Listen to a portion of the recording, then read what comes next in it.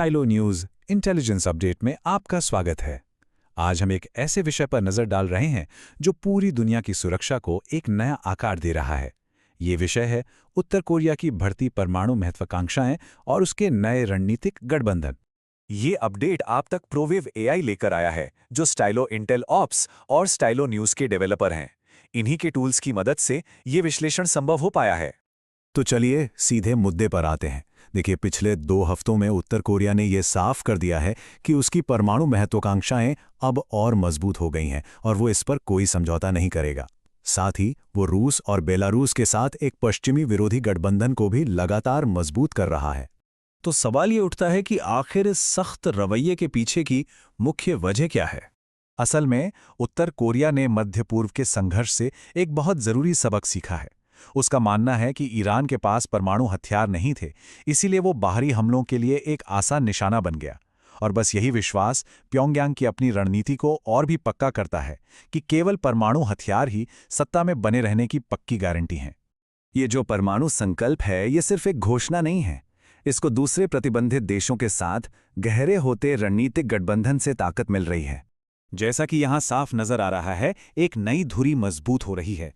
उत्तर Korea, रूस, Belarus और चीन के बीच ये गठबंधन पश्चिमी प्रतिबंधों के खिलाफ आपसी सहयोग पर टिका है और इसी से एक नया जियोपॉलिटिकल नजारा बन रहा है। तो ये गठबंधन मजबूत कैसे हुआ? पिछले कुछ हफ्तों में कई बड़ी घटनाएं हुई हैं। बेलारूस के राष्ट्रपति की प्योंगयांग यात्रा से लेकर 6 साल बाद चीन के साथ सीधी उड़ानों के शुरू होने तक, ये सब कुछ इसी बढ़ती साझेदारी की ओर साफ इशारा करता है। प्योंगयांग ने अपने इन कड़े बयानों को कई महत्वपूर्ण सैन्य प्रदर्शनों के साथ और भी मजबूती दी है। छोटे टैक्टिकल हथियारों से लेकर लंबी दूरी की इंटरकॉन्टिनेंटल बैलिस्टिक मिसाइलों यानी आईसीबीएम्स तक उत्तर कोरिया अपनी सैन्य शक्ति का एक के बाद एक प्रदर्शन कर रहा है। ये दुनिया को एक साफ संदेश है कि वो अपनी क्षमताओं को लगातार बढ़ा रहा है। और ये सिर्फ दिखावा नहीं है। 360 किलोमीटर से ज्यादा की रेंज के साथ ये नए रॉकेट सिस्टम पूरे कोरियाई प्रायद्वीप के अहम ठिकानों के लिए सीधा खतरा पैदा कर सकते हैं। और बात सिर्फ हार्डवेयर की नहीं है। रूस के साथ सैन्य सहयोग से उत्तर कोरिया को न सिर्फ आर्थिक फायदा होता है, बल्कि उसके सैनिकों को जंग का अहम अनुभव भी मिलता है।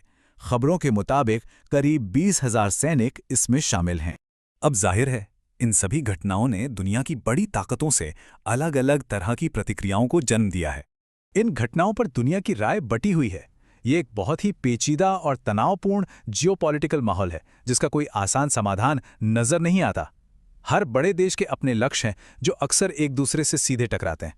तो अब सवाल उठता है कि आगे क्या होने की उम्मीद है। चलिए कुछ उन जरूरी संकेतों पर नजर डालते हैं जिन पर हमें ध्यान रखना होगा।